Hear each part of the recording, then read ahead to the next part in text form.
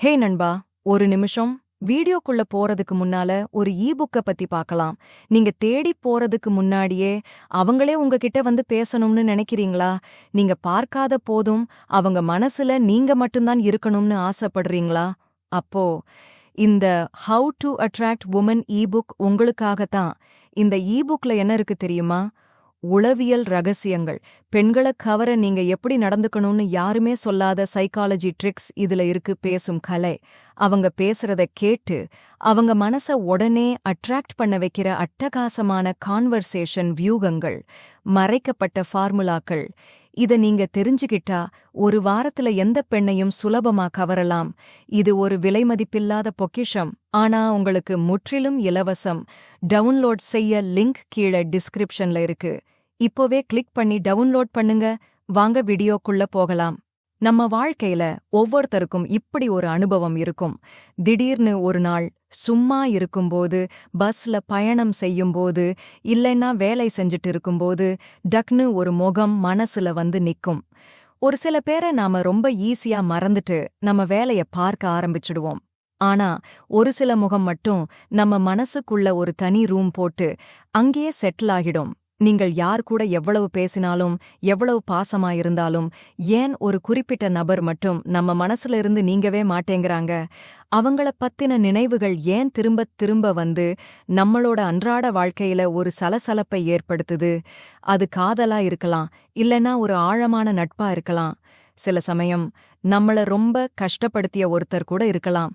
அவங்க யாருன்னே தெரியல, ஆனா அவங்க நினைப்பு மட்டும் ஓயவே ஓயாது.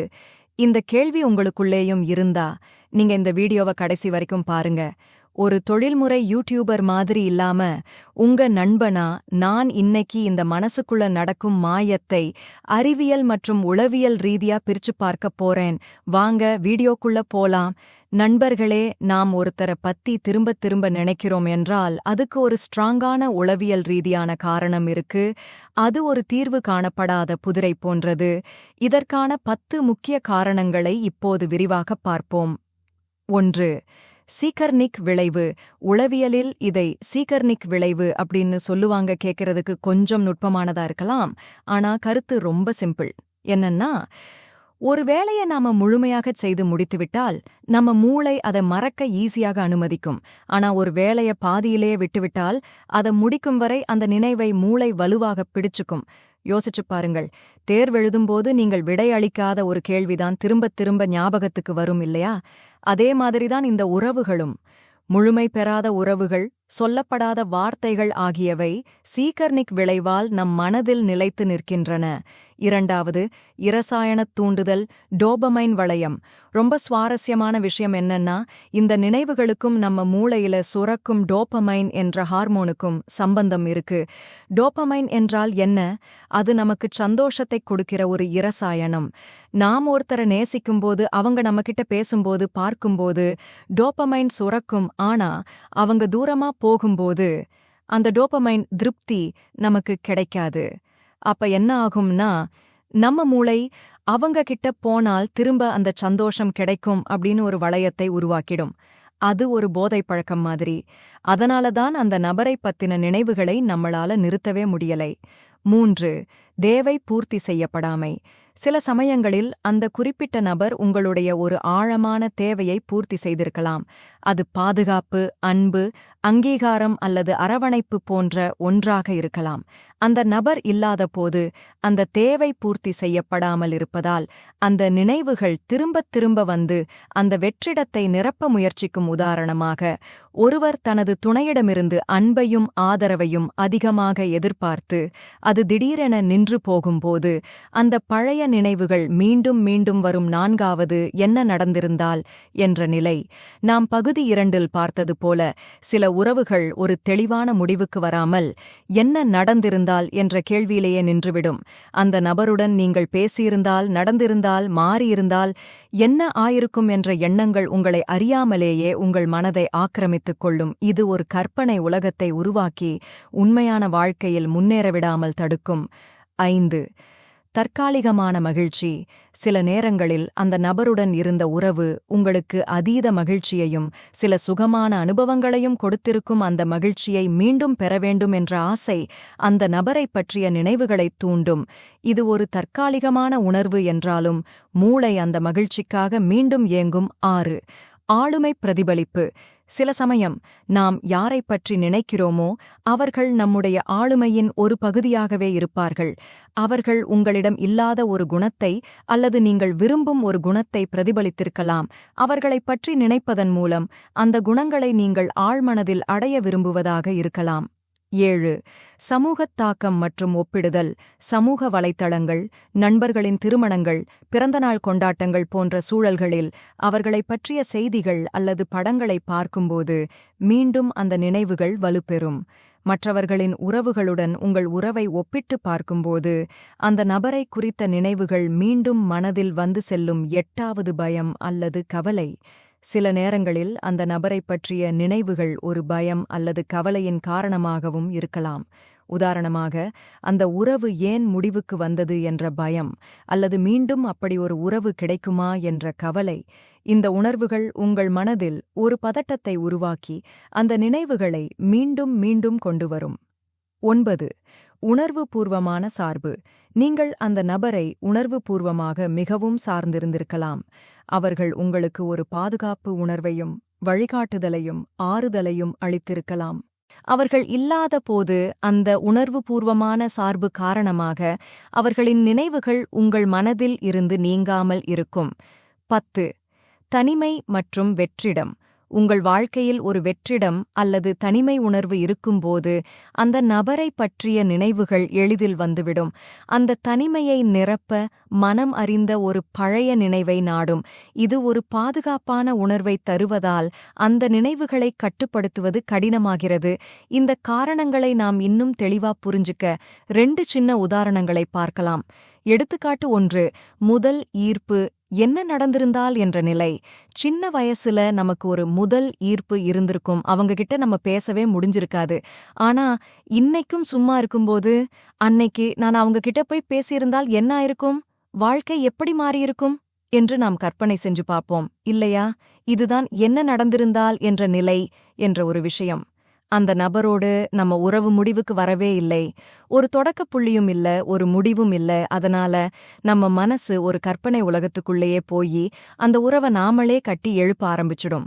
நிஜத்துல அவங்க கூட இல்லாட்டி கூட நம்ம மனசுல அவங்க கூட இருக்கிற மாதிரி ஒரு உலகத்தை நாமளே உருவாக்கிப்போம். இது நமக்கு ஒரு தற்காலிகமான ஆறுதல் கொடுத்தாலும் அந்த நினைப்பை இன்னும் வலுவானதாக ஆக்கிடும். எடுத்துக்காட்டு 2. வேலை கிடைக்காத நண்பன். சீகர்னிக் விளைவு. என்னோட நண்பன் ஒருத்தன் ஒரு பெரிய நிறுவனத்துல நேர்காணலில் பங்கேற்றான். அவன் ரொம்ப முயற்சி பண்ணி கடைசி சுற்று வரைக்கும் போனான். ஆனா கடைசி நிமிஷத்துல ஒரு சின்ன காரணத்துக்காக அவனுக்கு அந்த வேலை கிடைக்காம போச்சு. அவனுக்கு அதைவிட நல்ல வேலைகள் கிடைச்சிருக்கிறது.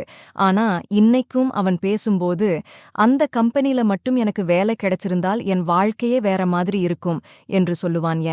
ஏன்னா அவன் மனசுல அந்த வேலை தீர்மானமாகாத ஒன்றாக இருக்கு. அவன் கிட்டத்தட்ட முடித்துவிட்டான், ஆனால் முடியவில்லை. அந்த முடியாத வேலை அவனோட மூளையில மிகை நேரம் பார்த்துக்கிட்டு இருக்கு. இந்த மாதிரி தான் நீங்கள் நினைக்கிற அந்த நபரோடு இருந்த உறவும் பாதியிலேயே முடிந்து போன ஒரு ஆசையா இருக்கலாம். சரி நண்பர்களே, காரணமெல்லாம் தெரிஞ்சுக்கிட்டோம். இப்போ இதிலிருந்து நாம எப்படி வெளியே வரது, இந்த நினைவுகளை எப்படி ஆரோக்கியமானதா மாத்துறது? இங்க நான் உங்களுக்கு 3 ரொம்பவே முக்கியமான நடைமுறை உதவி குறிப்புகளை கொடுக்கிறேன். குறிப்பு 1. நீங்களே ஒரு முடிவை உருவாக்கணும். அந்த நபருக்கு நீங்கள் சொல்ல நினைத்த எல்லாத்தையும் ஒரு கடிதத்தில எழுதுங்கள். அவங்க மேல உங்களுக்கு இருந்த அன்பு, கோபம், வருத்தம் எல்லாத்தையும் எழுதுங்கள். ஆனா அந்த கடிதத்தை அவங்களுக்கு அனுப்பாதீங்க. உங்க உணர்வுகளை எழுத்து மூலமா வெளியிடும்போது உங்க மூளைக்கு அந்த விஷயம் முடிவுக்கு வந்துவிட்டது அப்படின்ற ஒரு சிக்னல் போகும். அப்புறம் அந்த கடிதத்தை கிழிச்சு போட்டுடுங்க, இல்லைன்னா எரிச்சுடுங்க. இது ஒரு குறியீடுதான். குறிப்பு 2. வலியை அங்கீகரியுங்கள். நம்மள நிறைய பேர் என்ன செய்வோம்னா, இனிமே நான் அவங்கள பத்தி நினைக்க மாட்டேன்னு சொல்லி அந்த நினைப்புகளை அடக்கப் பார்ப்போம். ஆனா நீங்கள் எதை அடக்க நினைக்கிறீர்களோ அது இன்னும் வீரியமாக திரும்ப வரும். ஆமா, நான் அவங்கள பத்தி நினைக்கிறேன். அது எனக்கு கஷ்டமா இருக்கு. ஆனா அது இயல்புதான் அப்படின்னு உங்க மனசுக்கு சொல்லுங்க. அந்த வலி உங்களுக்கு இருக்குன்னு முதல்ல ஏத்துக்கோங்க. ஒரு நாளைக்கு 10 நிமிஷம் அந்த நபரை பத்தியே நினைக்க ஒரு நேரத்தை ஒதுக்குங்க. இந்த 10 நிமிஷம் அவங்களுக்கான நேரம் அப்படின்னு வெச்சுக்கோங்க. அந்த 10 நிமிஷம் முடிந்ததும் வேற வேலையில கவனத்தை செலுத்துங்க.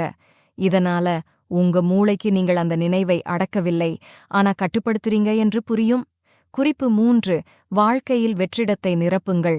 அந்த நினைவுகள் உங்க மனசுல ஆழமா பதிந்திருக்கிறதுக்கு இன்னொரு முக்கியமான காரணம், உங்க வாழ்க்கையில ஏற்பட்ட வெற்றிடம் ஒரு பெரிய மரம் அங்கிருந்து போனதுனால ஏற்பட்ட காலி இடத்துல களைகள் முளைக்கிற மாதிரிதான் இந்த பழைய நினைவுகளும். உங்களுக்கு பிடிச்ச ஒரு புது விஷயத்தை கத்துக்க ஆரம்பிங்க. அது சமையலா இருக்கலாம், ஒரு புது மொழியாக இருக்கலாம், இல்லைன்னா விளையாட்டுகளாக இருக்கலாம். புது நண்பர்களோடு பழகுங்கள் அல்லது பழைய நண்பர்களோடு அதிக நேரம் செலவிடுங்கள். உங்க வாழ்க்கைக்கு ஒரு பெரிய லட்சியத்தை செட் பண்ணுங்க. உங்க கவனத்தை அந்த லட்சியத்தின் மேல குவியுங்கள். அப்போ இந்த மாதிரி சின்ன சின்ன விஷயங்களை பத்தியெல்லாம் யோசிக்க உங்க மூளைக்கு நேரம் இருக்காது நண்பர்களே. இப்போ உங்களுக்கு ஒரு விஷயம் புரிஞ்சிருக்கும்னு நினைக்கிறேன். யாரோ ஒருத்தரை பத்தி திரும்ப திரும்ப நினைக்கிறீர்கள் என்றால் அதுக்கு காரணம் நீங்கள் பலவீனமானவர் கிடையாது. நீங்கள் ஒருத்தரை ஆழமாக நேசிக்கிற அல்லது அவங்களோடு ஒரு உறவை முழுமையாக்க விரும்புகிற ஒரு மனிதர். அதுதான் அடிப்படை. நம்ம மனசு ஒரு பெரிய வீடு மாதிரி. அந்த வீட்ல நாம யாருக்கு ரூம் கொடுக்கணும், யாரை நிரந்தரமா தங்க வைக்கணும்னு தீர்மானிக்கிற அதிகாரம் நம்ம கையில தான் இருக்கு. உங்க மனசும் நேரமும் ரொம்ப ரொம்ப விலைமதிப்பற்றது. அதை உங்களை விட்டுப்போன ஒருத்தருடைய நிழலுக்காக நீங்கள் செலவு பண்ண வேண்டாம். ழய நினைவுகளுக்கு பக்கத்திலேயே ஒரு புதிய கதவை திறந்து புது வாழ்க்கையை நீங்கள் வாழ ஆரம்பிக்கும்போது தன்னால் அந்த பழைய நினைவுகளோட பிடிமானம் தளர ஆரம்பிக்கும் அந்த நபர் உங்களை விட்டு போகவில்லை. ஆனா அவங்க தந்த பாடம் உங்களோடு இருக்கு. அந்த பாடத்தை மட்டும் எடுத்துட்டு மீதிய அங்கேயே விட்டுட்டு போங்க. வாழ்க்கை ரொம்ப பெரியது. நீங்கள் இன்னும் நிறைய சாதிக்கணும், இன்னும் நிறைய அன்பை அனுபவிக்கணும். உங்களை நேசிக்கிறவங்களுக்காக வாழுங்க.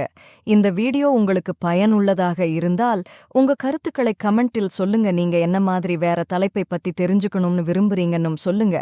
அதுக்கு முன்னாடி மறக்காம லைக் பண்ணுங்க, நம்ம சேனலுக்கு சப்ஸ்கிரைப் பண்ணுங்க, கூடவே அந்த பெல் ஐகானையும் பிரஸ் பண்ணுங்க.